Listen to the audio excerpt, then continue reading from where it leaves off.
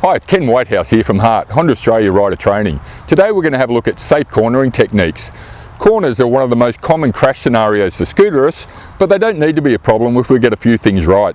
We're going to talk today about the 3 P's of cornering: preparation, paths and posture. Let's have a look at those. Let's talk about the first of our P's, our preparation. When we're approaching any corner, there can be a whole lot of visual clues that we'll be looking for to give us an idea of what we're going to encounter. One of the first things we'd be looking for would be any speed advisory signs.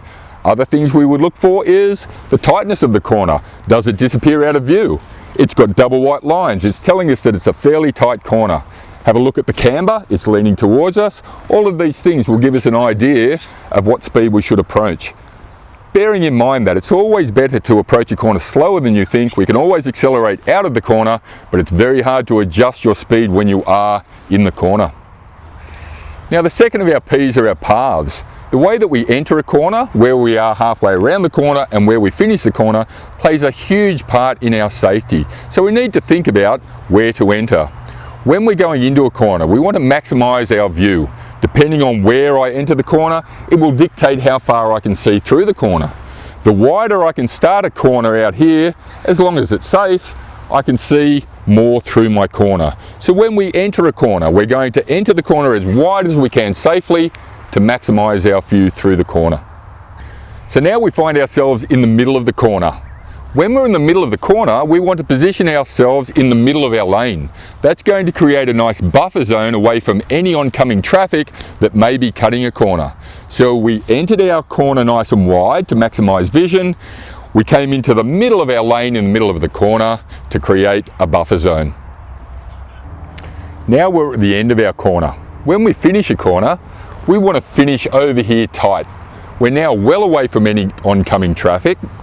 If there's any danger on the left-hand side, it's really quite easy to ease our corner out a little bit wider, but it's very difficult to bring a corner in tighter. So our cornering path was enter wide for maximum vision, in the middle of our curve, be in the middle of the lane, creating a buffer zone away from the oncoming vehicles, and when we finish the curve, finish tight over to the left-hand side. One last thing that we want to think about is when we start steering.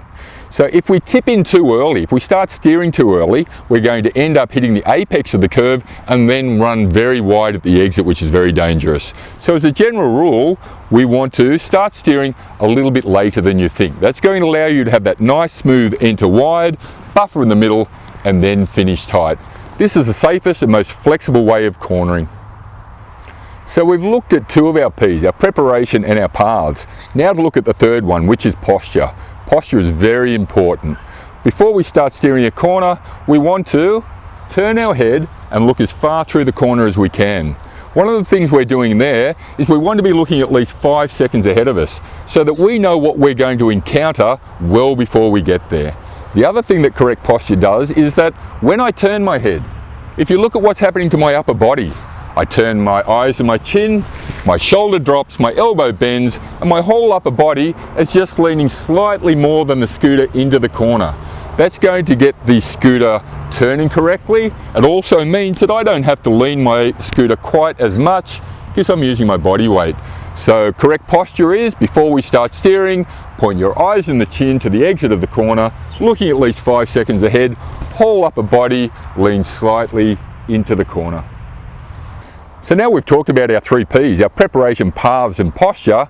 Now let's have a look at how it looks in practice.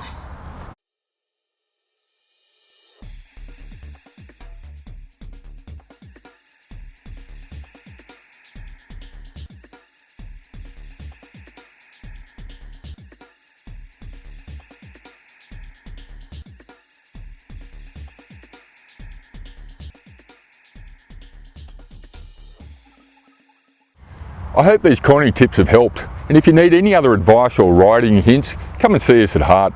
Safe riding.